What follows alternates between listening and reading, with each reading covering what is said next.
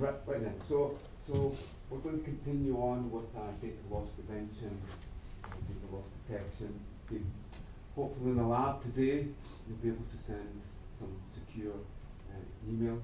It'd be really nice if you sent me your public key for your emails, and if you've got questions to ask, why not encrypt them and send them to me. As one of the parts of the lab today, we'll get you to generate a key. But go ahead and generate your own key, and then if you've got things to ask, then I'll put it on my key ring, and then you'll be able to send things. Okay, so we'll do that in the day today, in the lab today. We'll also look at some disk encryption. If you think about it, really disk encryption is one of the most fundamental things that you can really do in terms of computer security. It's really locking the door, users on the move, users with laptops, users with iPads, and so on. And really, the disk encryption is a fundamental thing. As we'll find, it's got flaws, it's got weaknesses. If you encrypt something, and if you lose your private key, you're stuffed. You're not going to get that back soon. What you also find is there's weaknesses in all the methods, there's weaknesses in the way that passwords are created and so on. So often law enforcement don't have a great challenge in terms of decrypting things. There's usually something that's left. We'll see Bitlocker today. Bitlocker, the private key is held on the domain server. Okay, so it's still there. So even though you might lose it on the device, the key is actually stored on the domain server. Anybody who's access to the domain server could have access to the key. So don't automatically think just because you've encrypted the disk you're using secure tunnels. We'll do secure tunnels next week. Just because, as we've seen with Superfish, just because you think you're safe and it says a little green bar and it says Bitlocker and everything's fine, don't believe everything try to be critical and understand the risks that are actually involved. As we saw last week, data exists in 3 states: at rest, in process, and in motion. Okay, so we need to make sure that we secure all those states, because if one state isn't secured, then the data can actually be read. Okay, so we'll have a look at disk encryption today, and hopefully give you a heads up on how it's actually used. So some fundamentals. Hopefully you've all done this up to now. So symmetric encryption is a workhorse of the industry. That's the thing that really makes the whole thing work. Even when you're using a secure tunnel and HTTPS, it's still symmetric encryption that you use. Okay. Public key is still too intensive. It struggles sometimes to cope with CPU and generating keys. We're asked for 2048-bit keys. Now we're asked for 4096-bit keys. So the keys are just getting crazy, and perhaps RSA will be cracked soon. It's certainly showing many weaknesses, as you can see from things like Greek and so on. But so symmetrically is really few people have found flaws in algorithms like AES. It's really highly optimized. As we'll see today, when we encrypt, the throughput of AES is considerably more than all the other methods. By factor 2, 3, 4, it's faster. It can crunch through data really fast, and it's also secure. 72 bits is roughly where we are in terms of brute force. 72 bits, a good parallel computer can crack 72 bits in a reasonable time frame. So 128-bit AES is pretty secure.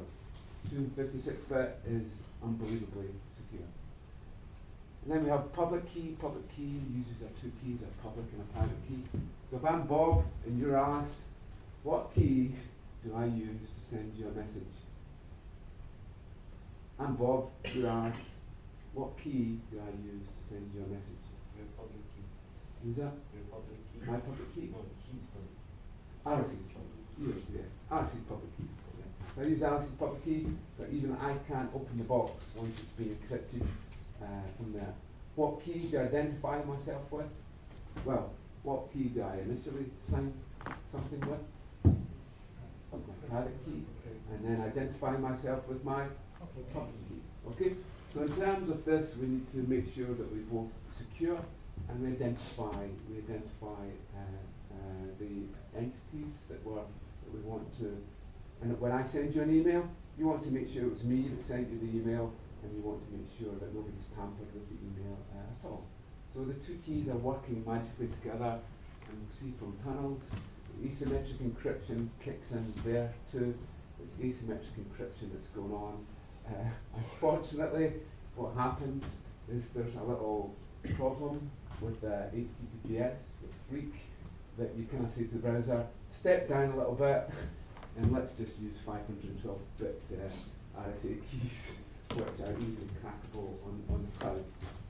Okay, so even though we're using RSA and we're using public key, if it's 512, then really it isn't really credible. And especially if you can step back. We'll see negotiation next week. Often what you do is you negotiate, the two machines negotiate the cryptography and the hashing and the keys they'll use. One says, I'm really fast and I can do everything, and this machine here says, oh, I'm not very good. Can I just use this type of cryptography? So they negotiate with a handshake, and then they decide on a contract.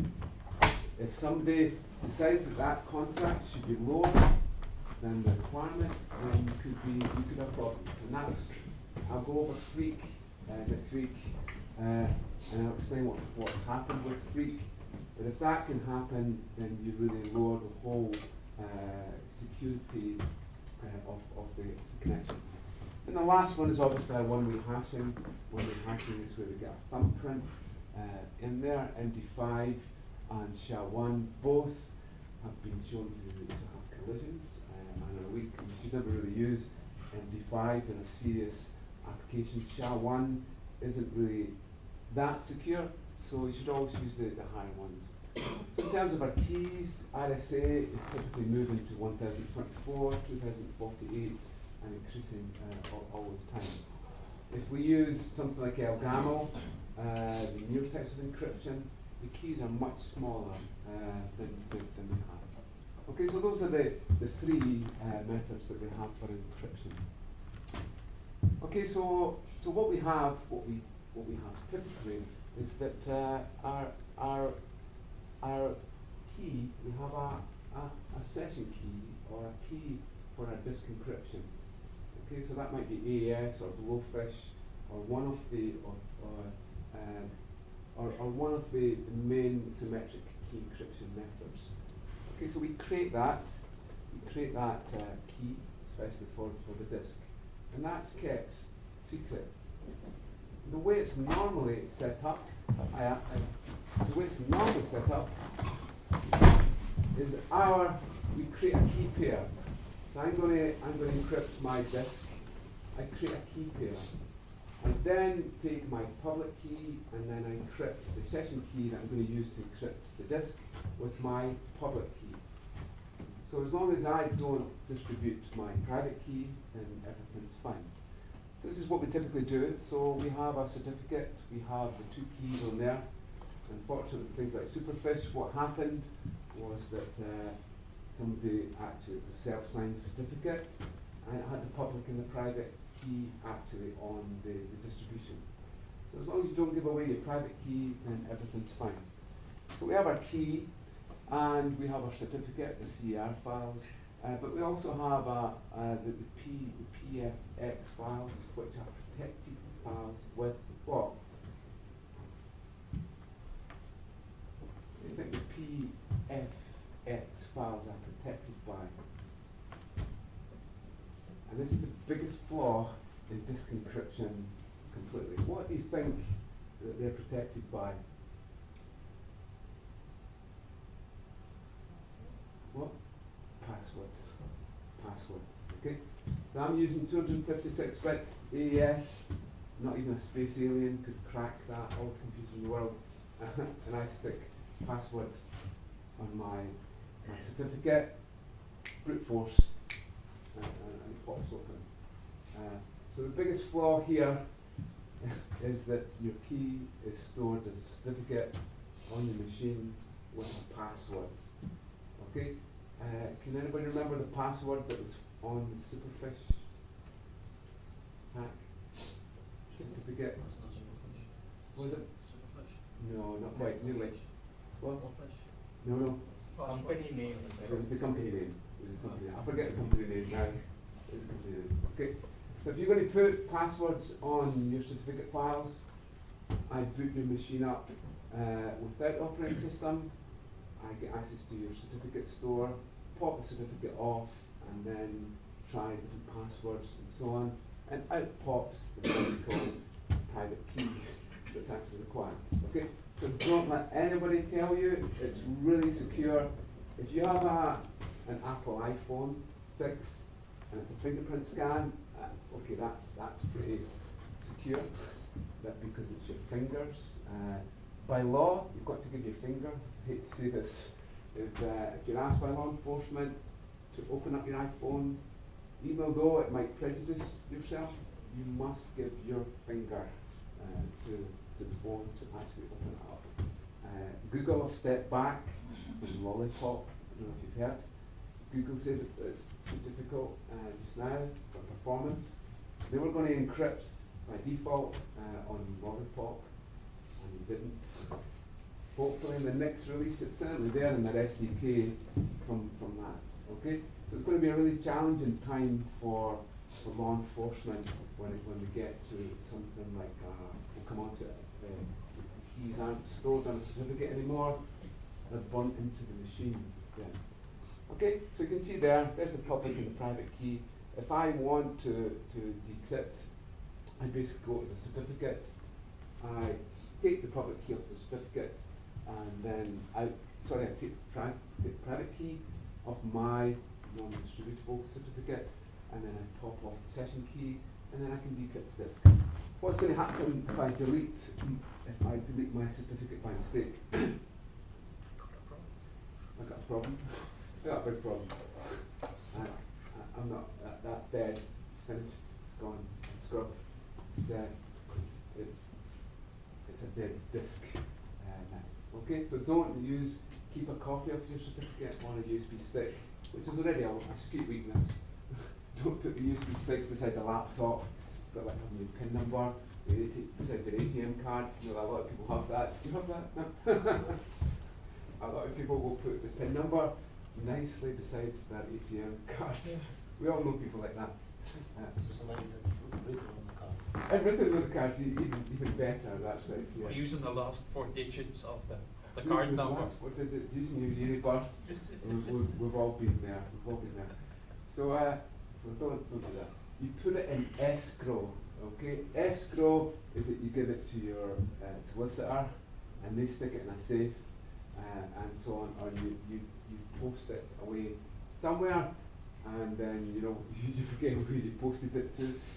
Yeah, it can happen all the time. But you put your keys in escrow. Okay, put your key in escrow, send it to your mum or somebody, and then they can have it. And I cleaned that up last week.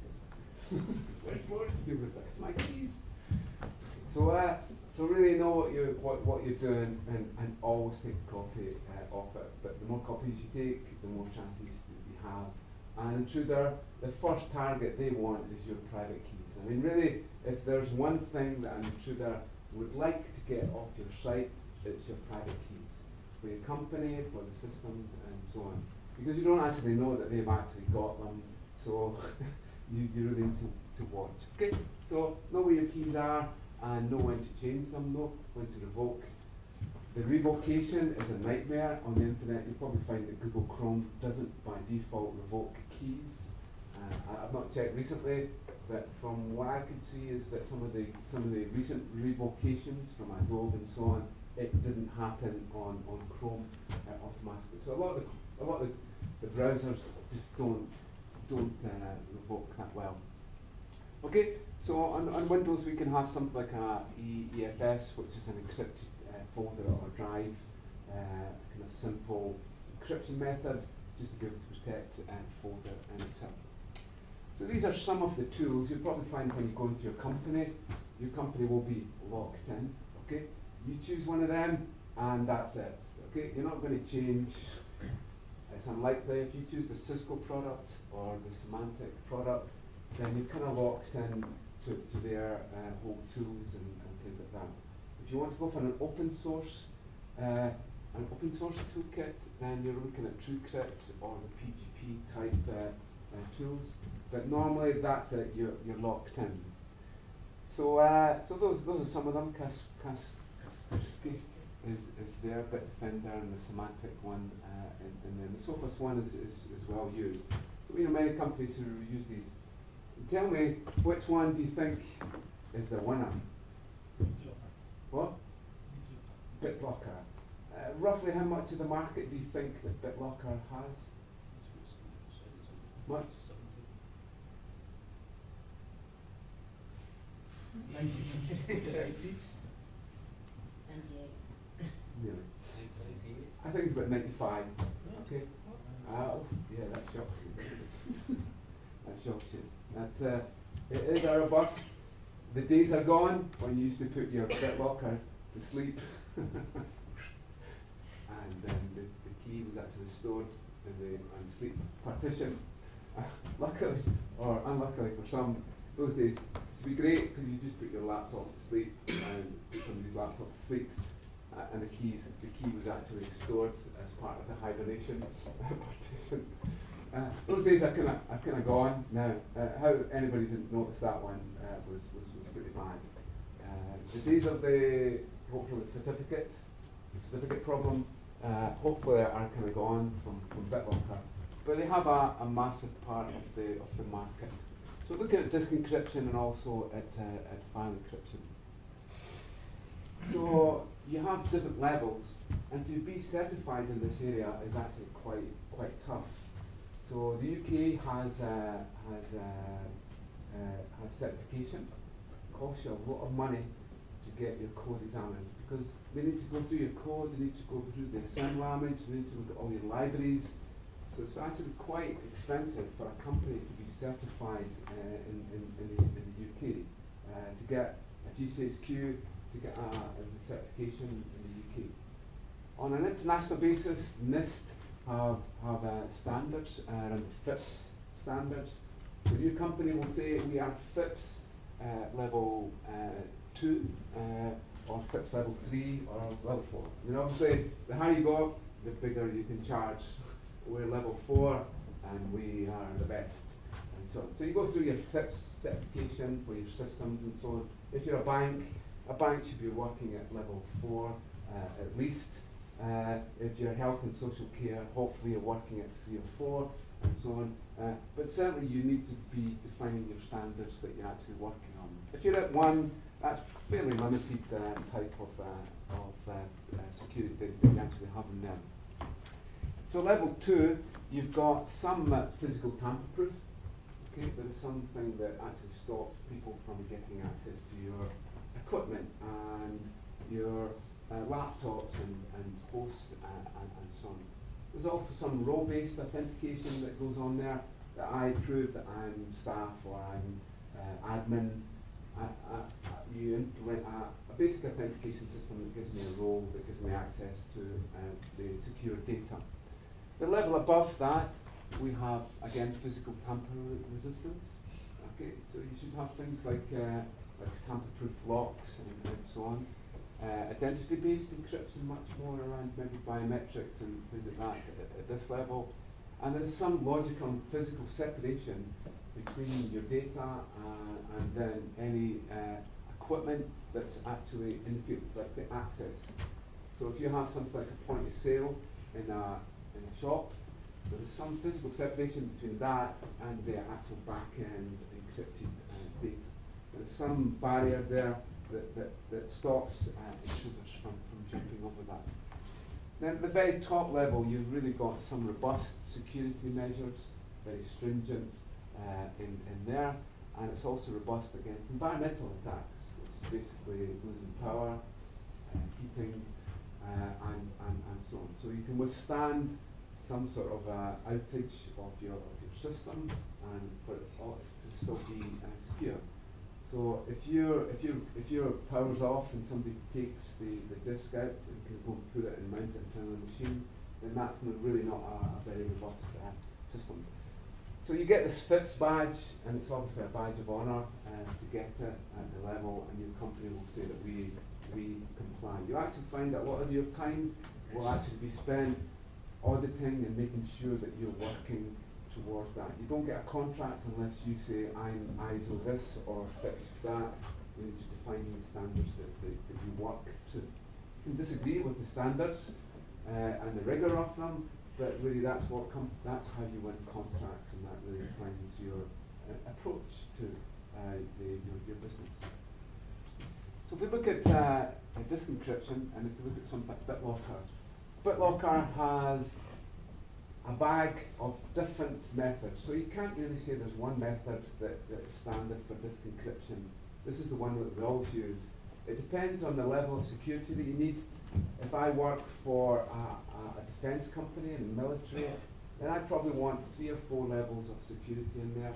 I want biometrics, I want a key token, and I want a password, and as much as possible. But if you're in the field and you're just it's not really that sensitive information, then you might just want one method. So passphrase, yuck, yuck, and yuck. So that's not really a secure. It's a low-level wall for someone to get over. USB encryption keys are certainly taken off. That's quite an easy thing. So I have a key. It's a physical device. I plug my key into the laptop, and I can now boot it up. So you see a lot of people on the train. They'll have a key there, a USB key or something like that. They'll plug it into the machine, and that USB key has the encryption keys on it, and the thing can actually boot up. So remember, if it's a full disk encryption, the thing doesn't even boot. So the whole thing is encrypted. It won't boot at all if you don't get the keys in there. But most of them have the USB key in the same bag as the laptop usually. Oh, that's right. And that's the problem. I mean, if you're using a USB key, then make sure you do store it somewhere. So you spot that. So I go on to the next one, which is the one-time password system that many people. We deal with lots of people in the industry, and they carry around a little key fob thing, and it's actually got for their login. It actually shows them what the ID that they need to put in. So the longer the PIN code, of course, the more secure it is. So they'll look at it at a certain time, and then we'll say it's 135794, and I'll put that into it, and then that will. It's a kind of scary thing, but it really does work. Google does it too, and you should always do it in any sort of cloud storage that you have. Make sure that you have your one-time password so that you can get access to your instances. How is it working? How is it working? Well, it's you can either do it by time base, so you can have a time based one, so at a certain time it will do it, or you have it so that every time it will iterate on. So there's no connection between the device and the actual login service. No. You can have it as a web service where it can have, but normally for a drive, it will generate it automatically for it. And then the last method, and it's the one that's likely to take off in the next few years and be used extensively, is biometrics. What do you think is the most? What do you think users? What method do you think users like most in terms of biometrics? What would you say of you? Fingerprint is acceptable. In a health organisation, it's difficult. You don't really want to be touching. Yeah.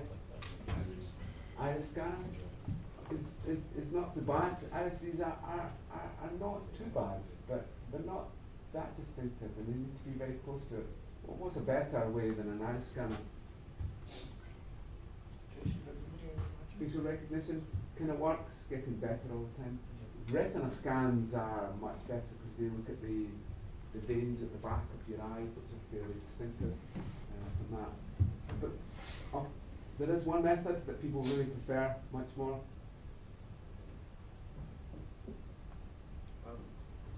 Is it handprint? And it's fairly distinctive. The length of your hand, the knuckles, the lines on it, and you don't actually have to touch anything. So it's a pretty good method. ATMs might move towards a vein pattern recognition. It's a bit like the retina scan in there. So more and more of what we'll actually see is biometric, because that, if you can get it right, and you can't make a plaster cast of your finger. So I don't know if you've seen the demo online. Guys make a plaster cast of somebody's finger. You just touch something, and it comes along, takes a little fingerprint off it, and then it goes and creates. I'll play you the demo one thing. It's great. They create a little plaster cast finger, and then they heat it up a little bit, and it works. Okay. So if we can get that kind of sorted out.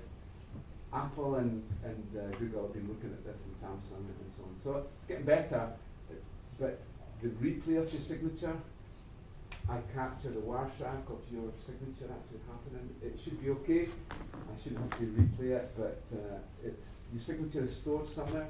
Somebody steals that signature, then that's your signature gone. So more and more we will use fingerprints. I'll give you a demo sometime. We work with a company who do email transmission through fingerprints. I put my fingerprint to send, and I send it to someone. They must use their fingerprint on the other end to be able to read it. And see the problems that we've seen with Sony, where Angelina Jolie's email was, or the email related to her was actually read because somebody got the whole post office off.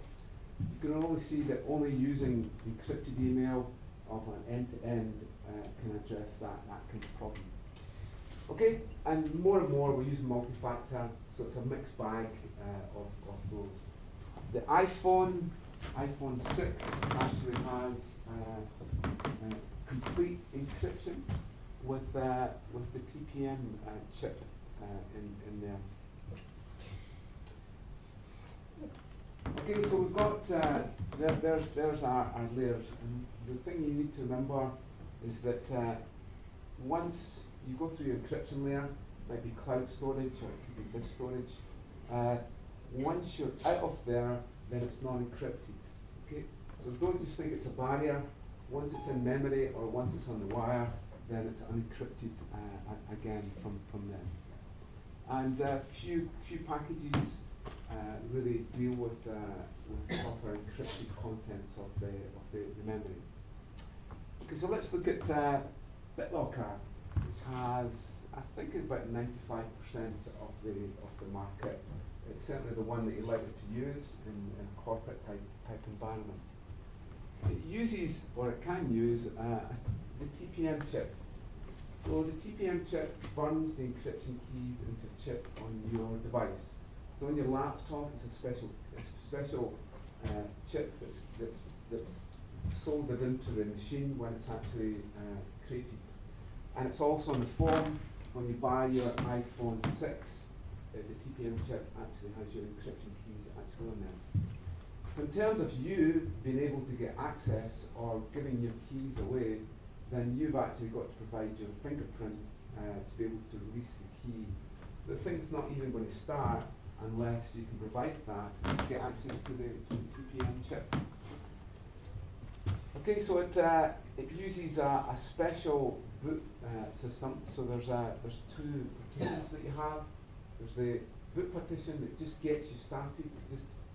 It loads the Tpm module, and then is able to boot the machine up. So the whole drive is encrypted, including the Windows folders and so on. And you often use something like a user authentication with a PIN, or you'll use a USB key to be able to make sure that it actually works. And obviously the weakness, as I've said, around that is that people store the USB key beside the laptop. It's that's not really very secure, is it? Once you've booted up an encrypted drive, then it's all unencrypted, unless there's encrypted folders in there or encrypted documents. So again, if you've got any sensitive information, such as databases, you wouldn't believe how few database engineers ever encrypt. They think, I've encrypted it with a password, everything's fine. You go, why don't you encrypt it per user? Why don't you give a key for every user, encrypt it? And why don't you just have a key for a column? In fact, for date of birth column, why don't you create one key for that? So even if somebody gets your database, they might be able to see parts of it, but they won't be able to see a column or a row or anything like that. So it will do that. So that as we saw is the basic method of it. It uses a certificate on the machine. So if you have a Bitlocker drive or EFS, then have a look at your certificate. Today we'll delete the certificate and we'll find that we won't be able to access the drive. So it goes a different colour. It goes green. It goes green when you do EFS. And if you lose your certificate, then you can't access that drive anymore. The way that Windows does it is that all the subfolders and all the files are automatically encrypted into that folder. Okay, so there's an example of it. We can actually see there's an encrypted drive there, and I've listed the files that are related to the certificates for the files that have been actually encrypted. So to lose those two files, there's a CERF file. CERF file is a public file, and the PFX file is a public and a private key. So at any given time on your system, you can actually show which files are related to your encrypted content. Delete the files, and you've lost the data. And as we know, it's really unfortunate, but passwords are fairly easy to crack, and most people will go, especially if they're encrypting the whole disk. There won't be taken smiley face, squiggle, 593, S59, uppercase, so on, because they might forget that. So users will often pick a really simple password for their encrypted drive, because they know that if they don't get that, then they're out. They're not going to be able to get it back again, unless they have the keys, of course. So what we can do is we can run a dictionary attack, and we can try different passwords on it. What happens with software is that we create an exception. So every time we try to access the file from software, such as Python or C#, then an exception is caused until we get the right password, and then the certificate actually opens. There's no lockout, so it's not like when you log in 3 times, there's a lockout. When you're cracking a digital certificate, then software, it's just as fast as the software can actually drive it. Okay, so once it's like that and in the lab, you can use that tool there. We've intentionally slowed it down so that you can't really use it for real purposes, but that's the tool that we've created that allows you to try from a standard password file. And you'll find it's not too difficult to be able to find the password. It's an easy password in the dictionary, and then to be open up the keys that are there. So that's the method that law enforcement would see used. If someone had encrypted a drive, the certificate would get popped off, and then they would try some sort of dictionary attack against the certificate to release the keys. If you want to go more for an open source tool, then TrueCrypt has got quite an interesting history to it. So TrueCrypt uses Serpent or AES in there, and what it does is it uses a password with some salt, and then the password generates the key. Okay, so it's obviously open to somebody, a brute force type attack. The method there, PBKDF2, is an automatic slowing down system. It's been designed in a way that makes it really slow to compute. So it's almost got an automatic lock-in as to be against brute force. If you can get the password right, then it'll give you the right key. If you get the password wrong, then it takes a long time to try again, and so on. So TrueCrypt will take the password, it will generate the key. The key is then opens up a header on the disk that contains the key that's used for the encryption of the whole disk. So if you forget your password, you're kind of stuffed, apart from using TrueCrack that we'll use today. So TrueCrack allows someone to continually try the passwords on a TrueCrypt volume. Okay, so we can take lots of different methods. We can take AES, 2 questions second, and so on. We can select lots of different authentication methods, SHA-512, and so on. So that's the way it's actually done. So we'll be doing that today. I used to get my exam papers through TrueCrypt from another university. So they just sent me a TrueCrypt volume. I mount it onto my, say, as a Z drive onto my machine. I can use it, and I can send it back as a single file. So it's a TrueCrypt volume, and then you mount it onto Kali or your Windows machine, and then you dismount it and send it back. Anything that's written to that drive that's mounted is obviously encrypted. Okay, so it's a good approach to it. Now though, I get my exam papers through PTP. This is even better. You just send an email, and then it's an encrypted file, and so there's no need to send me passwords and things like that. I just send my public key. But TrueCrypt is a really good thing. Unfortunately, what happened was that the guys actually said, "Oh, we've had enough of this. We've had enough of this encryption software. we can't continue." So they walked away from it. It's open source. The guys who developed it walked away and said, "Look, that's it. It's finished. No more. We did an audit of the code, and we can't sustain this on any further. It's finished. Stop using it now." And the guys, the message that appeared was one of the weirdest that I've ever seen in security. Basically, it says, "Go away and use Microsoft Bitlocker." For an open source community, that's a kind of scary message. Go away and use Microsoft Bitlocker. Yeah, because Bitlocker was as a free application that you got was all the ultimate and I think professional packages. That's right, but it locks you in, so it kind of goes against some of the open source stuff. But this was the message that was received. This was the actual page. It doesn't look the most professional page. People thought, "What's going on here? This sounds like the Marie Celeste going on here. Something is wrong. This doesn't look like a professional website. Somebody has leaned on them, or have they found a bug?" So the problem with cryptography is how do I generate a random number, because it doesn't really happen. The way that you normally do it is that you do some keystrokes and mouse movements and stuff like that. But if your random number generator isn't really that random and can be guessed, then the whole thing. So some people say that that's what happened to it. Other people say that the guys just wanted to go and get another job that wasn't quite as in depth and was better paid than working for TrueCrypt. Okay, so things changed in it. It was really weird. Somebody changed US to United States in the license agreement. So people had been in and changed lots of things, and you were not allowed to